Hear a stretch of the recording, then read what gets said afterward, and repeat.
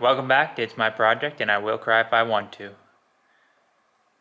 As you can see, the mill is moved. So this video is going to be a little bit different. I don't have a whole lot of footage of the main event, which is obviously moving the milling machine with the crane, but I wanted to talk a little bit about the preparation that went into that. So basically, when I actually went to move the crane, of course, it was one of those things where I was under a little bit of a time crunch, as well as the fact that just for safety reasons, I thought it was most important to focus on that and not so much on, taking a video at that point. But I did set up the tripod and actually get some footage of moving the milling machine, just lifting, the point where we lifted it and moved it onto the trailer. So basically, for those of you who don't know, I bought a crane not too long ago. It's been a while now, but that was basically in preparation for this. So a lot of people are asking me why I bought a crane. This is pretty much the reason, right? So not just specifically for this milling machine. I did know that I was probably going to have to move this milling machine here soon,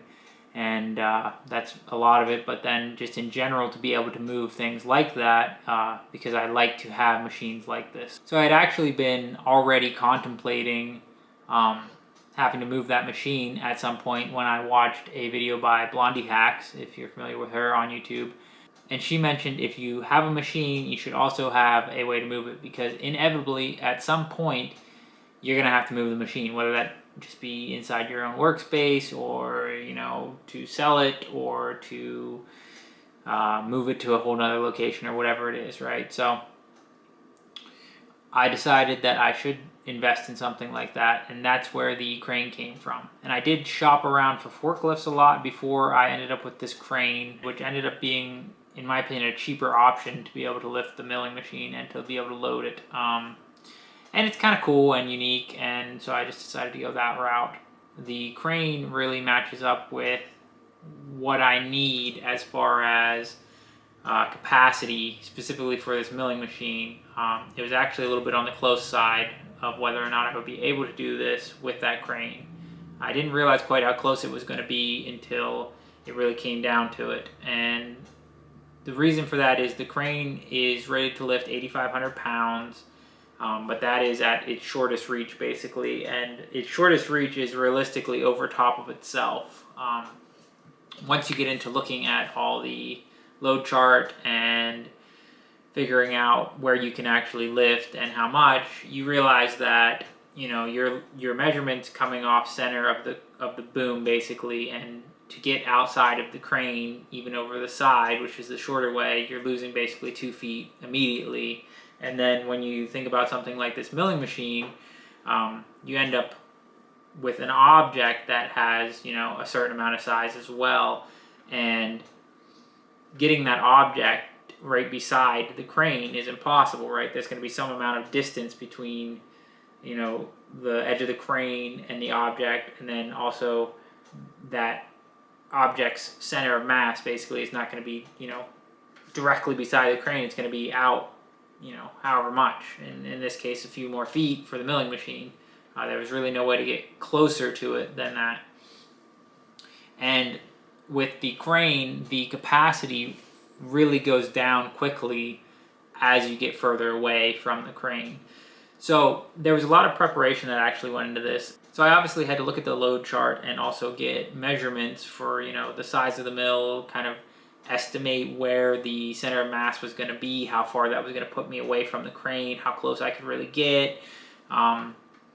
Even height-wise, there wasn't too much worry about height, luckily, in this, but just, trying to make sure that I was going to be able to do what I need to do, be able to lift all the way up and get it onto a trailer. One thing that I did end up doing was bought a crane scale. So I think it goes up to 10,000 pounds. It might be 11. Either way, it's higher than the max capacity of my crane, and so it should work for everything that I'd ever need to lift with this crane. And the idea is that I would be able to get a real weight of what I was picking up. So one of the tricky things with this milling machine is it's quite old.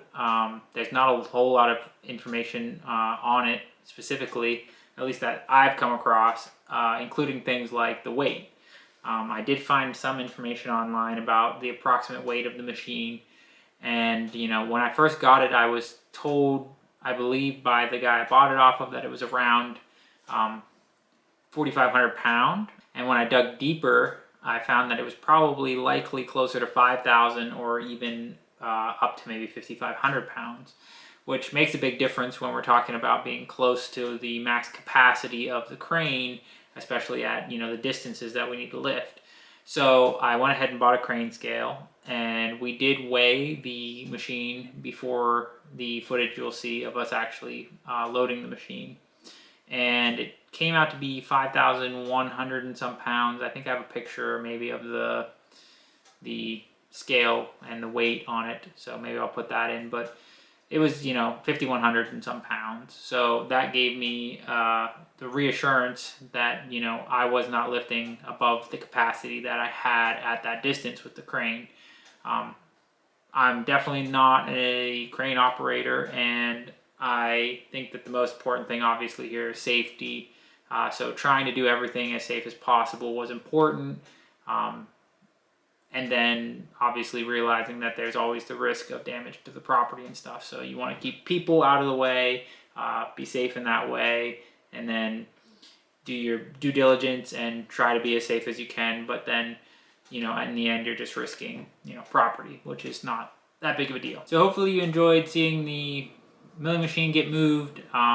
Obviously, I am in the process of moving into a new place, a new shop, and there probably won't be a whole lot of videos, as there hasn't been for a little while.